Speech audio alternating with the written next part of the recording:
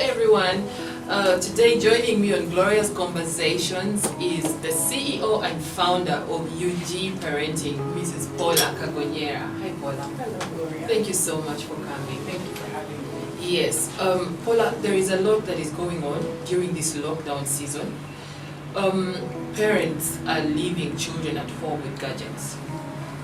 Children have tablets, they have iPads, they have laptops and phones, all in the name of homeschooling. Now, while we know that homeschooling is not bad, we just want, and homeschooling and online schooling, we just want to understand exactly how dangerous these gadgets can be to our children. And they can be quite dangerous. There have been a lot of studies that have been done about how long exposure to screen time affects brain development, it affects them emotionally, psychologically, just even it introduces them to things that you wouldn't, as a parent, want them introduced to at an earlier stage and you want them introduced. So there's reason for us to be on guard about screen time. So I guess I could share with you 7 tips today on how to manage the effects of this screen time and how to make sure that they're getting the best use out of their screens. Excellent. So the first tip, I would encourage every parent to do this. I know our kids are like faster than us when it comes to, a 4-year-old can pick up an iPad and use it with much more ease than us. But we need to familiarize ourselves with parental controls and set them up. So I know like some social media websites have where you can put in their age, so they choose age-appropriate content for them to watch. Okay. And even on your computer, you can install apps that monitor how much screen time the kids are using. So how much time they're spending watching or whatever websites they're visiting. So at the end of the day, you come home, you can actually look at a log of the websites they visited, how much time they spent on each website, you know. Okay. I know like Apple products have the app already installed, but I'm sure you can look it up and find apps that will monitor the screen time for them. I would encourage every parent to do that. So set up parental controls and yeah. I didn't know that thing of parents are able to do a backlog on what their children were looking Oh at. yes, yes. I didn't know that. Yeah. You can even do it for for your spouse. Like my husband and I do it for accountability for each other. Just because On your phones? on our phones and our laptops. Oh, So okay. every week I get a report of what he's been watching and he gets a report of what I've been watching. Because screen time, let's be honest, it also creates pitfalls for you as adults. Yes. You know, you can get lost in websites, it opens up worlds for you, and so you need that accountability. You need someone monitoring you to make sure you're using it in a healthy way. So yeah, there's websites for your kids, for adults, where you can monitor what websites they're visiting, how long they're spending on those websites. So that's the first tip I would give you. The second tip I would give you is tagging along on the creating or getting those apps is open communication with your kids. Okay. So once you've seen, okay, so-and-so is spending X amount of time visiting this website, talk to them about it. What is it about this website that you like? What piques your interest? Show me what you do in the website. Like, let them teach you. Don't do it in a inquisitive, with like accusatory way where they feel like they're being interrogated, because then they'll hide things from you. But just do it in a curious, like, I really want to know, share your world with me, And opening up that avenue of communication also allows them to share with you things that they've seen online that either scared them or that they were uncomfortable with. Maybe people are chatting with them and they tell them things that they're not comfortable with. It allows them to be able to freely tell you, Or even cyberbullying. That's another thing that you have to be aware of. So opening that channel of communication, they can come to you and tell you when they're being cyberbullied in a safe environment where they don't feel like mommy's going to ground me or, punish me for this or, So yeah, open that communication with their kids and allow them to invite you into their world. Oh, okay. So the third tip I have is to create areas in your home where screen time is okay and areas, screen-free zones in your home. So this is especially important for parents with teenagers. Make screen time a public thing. So they can view screens, their iPads, their tabs, computers, whatever it is, in a public space like a living room or maybe on the dining table, a media room, somewhere where people are walking in and out and they can easily see what they are viewing. Also, You know? wow, you're saying a child shouldn't be in their bedroom alone with a Exactly. laptop. Screen-free zones should be in the bedroom. No screens in the bedroom. No phones, no tabs, or nothing in the bedroom. Okay. Because once kids are in there unsupervised for hours on end, God knows what they'll get into. Oh yeah. God knows the temptations that will open up, the things they'll be exposed to. You need to be able to keep an eye on them, you know. And even when you're not home, it's good to know that they're in a public space. Like if the nanny is walking by and the maid and they see something, they can even the maids will tell you like, hey, you know, they were looking at this and this. I don't know if it's okay. So you make sure they're in a public space so that there's that accountability. Okay. You know, and this too can also be. I know a lot of the advice is for kids too, but this can also be applied to adults. Yeah. You know, studies have shown that bringing screens into your bedroom as a married couple, it inhibits. What's the kosher term for it? Like, It's okay. We pers- shall edit. yeah. What do you? I don't know. We shall edit.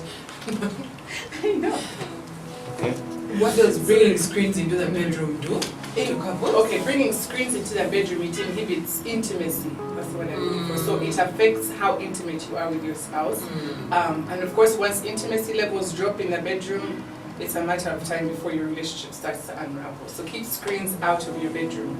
Because what happens is you have brought your WhatsApp into the bed and you're busy chatting Exactly. with everyone else out there. You're the most important person in And the you're world. is ignoring actually your next to spouse, you. exactly. Yeah. Or you bring your laptop in and you're watching a series on end, you know? Or you're, you know, checking your social media, checking your likes, your what, and you're ignoring the person right next to you. Yeah. You know, and they begin to feel, so that screens become the third person in your marriage, you know? They become that. Wow, that is so common. Yeah. Wow. So as a rule of thumb, no screens in the bedrooms for your Yes. kids and for yourself. Yes. Which brings me to my next point is set a good example. Mm. Our kids will learn how to interact with these screens by watching us. So, Okay. and what I mean by that is if you come home from work, the first thing you do should be sitting on your phone checking your social media or, you know, replying your emails. It could be important work, but when you do that, the message you're sending to your children is these gadgets are more important to me than you are. You know, I'm a victim of that. My little boy, my husband actually literally warns me all the time. And he's like, Gloria, you're showing him that the phone is more important than he is, you know? Like my 17-month-old baby, because I'm just always on my phone. Yes. I don't know. We're looking out for a lot of news out there that Yes, we come home and you're like, okay, we've been working now, I need to just catch up on the news or maybe check my emails, from, you know, reply to WhatsApp messages I got that I couldn't reply while I was at the office. We're actually doing things that, yes, we think are important, but the kids don't know that. All the kids see is mommy's on the phone, or daddy's on the tab, you know? And so that means those gadgets must be way more important than human interaction. wow, You this new age parenting is quite challenging. It is, yeah. Yes, may God really help But us. Indeed. So how would you advise a parent like me who just likes to go through social media to see the latest gossip and see what's going on, you know? Because the truth is, most of us get onto social media just to see what's going on in other people's lives. Yes. How would you talk to a parent like me to limit and just put my screen away and pay attention to my little baby that's So- right next to me yearning for my attention? Tip number one is find a time when they're not there to do that. So set a time for checking your phones or social media. Let's say when you put them to bed. When I put them to bed, I'll give myself 30 minutes to check everything I need to. Once those 30 minutes are up, put the phone away. Because if you keep adding, it's just an extra 5 minutes, before you know it, you'll be there for 2 hours and you're now ignoring your spouse. You know, yes, the kids are sleeping, but there's also someone else who needs attention in the home. So give yourself a specific time, and once that time is up, that's it. Cut yourself off. Now, Paula, you were still telling us on how we, as mothers especially, can balance our time during the day on social media and take care of our children at the same time. Yes, and that's actually my next tip, is to set a schedule. So give yourself an allotted amount of time. I'm going to spend, 30 minutes or let's say an hour on this. Like it's a Saturday, we're playing. Let's say after lunch, I'm going to sit down for an hour, do whatever I need to do. Once that hour is done, that's it. You have to be disciplined about it, And don't, leave room for negotiation of 5 more minutes, 10 more minutes. It's a slippery slope once you do that. Then you find you've wasted the whole day on that social media. And you can even explain to your kids, like, okay, we've been playing and we've just had lunch. Now mommy needs just an hour to do some work on her phone, then I'll come back. Okay. So that they know you're not prioritizing the phone over them, you're just doing something real quick and you still think they're important, you know? So you communicate that to them. And I think once you tell them too, mommy needs an hour, you also have to hold yourself accountable to it. So after an hour, they'll be like, it's an hour over, you know how kids are, they'll keep you accountable. So you set a schedule. And I think it's also good to do that for the kids. Set a schedule for them. On this and this day, you can use the screens for this amount of time. On these days, we don't use screens at all. I think it's good for the family as a whole to have a day where they don't. Screen-free day, like a Sunday, you know. Wow. So you can get back to normal interaction. You know, go outside and play with them. Get down on the floor, make a puzzle with them. Get into there. Talk to your teenagers. You know, teenagers are going through so much in their minds, and they don't talk to their parents about it. So being intentional about sitting down and tell me what's going on, how is your week, what you know, how you doing with your friends, and getting into their world, you know. So yeah, I think it's helpful for a family to have that day of. Because what's common these days is there is a moment in the home where you see daddy is on his phone, mommy is on his phone, then your little son is in a corner on an iPad. Wow, and you're like, no, but this is not right. And none of you are talking to each other. Or if you want to say something to your husband, you even text him or WhatsApp him. Yet he's seated like right there. You know, that's where we've reached, where we're even WhatsApping people in the same house. Communication. That's why it's good to take a break every once in a while and say, no, we're going to get back to human interaction. Okay, so continue to tell us on how we can guide our children and protect them from all this exposure on the internet. Okay. Yeah. So the next step is to create boundaries. Remember, you are the parent, so you're the boss in this. I like telling parents, like, we are the bosses in the homes. In this modern age of parenting, I think sometimes we forget that and we give our kids too much power. But you have to create boundaries. If you're going to use the internet or screens in the home, these are the rules you have to abide by. Like, there are certain channels that are not allowed in my home. There are certain social media apps that are not allowed in my home. For your children? Because I know my kids are not mature enough to handle them. So you have to know your children and know that these channels are off limits, these apps are off limits, these websites are off limits, and explain to them why. Kids will ask you why. Saying, because I said so, or because, you know, I know better than you, it doesn't satisfy their curiosity, so they'll keep fighting you on it. So you have to explain to them, I don't think it's appropriate for you to watch this because it gives you nightmares at night, and we don't want to deal with the nightmares, you know? Or I don't want you to be exposed to this because it's mature content and I don't think you'll be able to handle it. Yes, you're 14, 15, but you know, this is a bit too mature for you. When you're older, perhaps you can revisit it. So you explain to them why certain things are off limits. And then for teenagers who are on social media like Facebook or whatever, and they have friends, it's okay for you as parents to say, your friends, you can limit them to people that we know. So they're not allowed to be friends with people they don't know.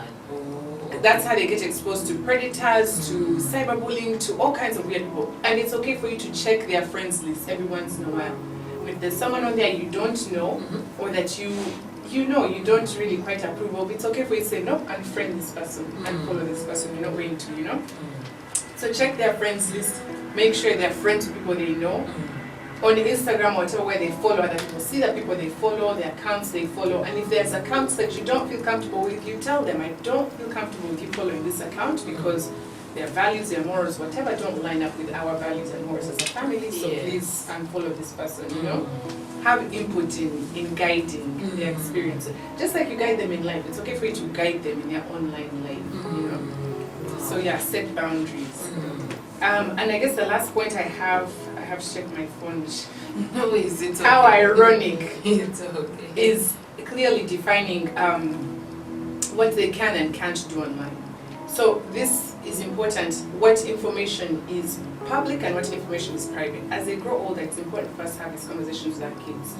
So you can't be online telling strangers, for example, where you live, your phone number, private information about the family, you know? Or they should limit how much they reveal about themselves. What they reveal about themselves online. Remember, what you put online is out there forever. Yes, I heard. It's and you tell them there's consequences to things you put out there. They can think maybe taking a picture in a risque situation, putting it online is going to disappear. It won't. It will be there forever. And God knows who is going to land on it and how it's going to affect your future. So what you put online has consequences and it lasts forever. So tell them what information is okay to share and what information they should keep private. Information about their family, things that you're going through as a family, it's not okay to share. Where you live, your schedule, things that it's not okay to share, you know? Keep that private. But they can share their hobbies, their interests, like maybe what books they're reading or you know what shows they've been watching. Things like that are okay to share. So what you feel comfortable with them sharing, you let them know. Wow, this is really insightful. Let's conclude with how parents that leave their children to sit at a laptop alone in their bedroom, what can those parents do to pull, especially their teenagers, back into this zone of accountability, you know? First of all, take the laptop out of the bedroom. Once you do that, in the bedroom, there's kind of a secrecy or like a safety net that has been created for these kids where they feel like I can do anything because this is my zone. Once you take the laptop out of the room and put it in an open space, all of a sudden they are more aware of what they're doing, you know? So we need to shatter that anonymity of being online, that secrecy, that, and expose it, you know? Sin is carried out in darkness, it's in hidden places. When you bring it to the light, then it's very hard for someone to sin. It's very hard for someone to, it's broken. So bring the laptop out of the bedroom, put it, even if you don't tell them anything, but you're telling them from now on, use your laptop in the living room, in the media room, or whatever, you know? Their habits will unconsciously start to change. The websites they go to, the things they look at, they'll be like, oh, but you know, my parents are around, so they'll just start to change. Paula, before we finish, you're talking like everything is perfect and smooth and that children will accept all these rules we give them.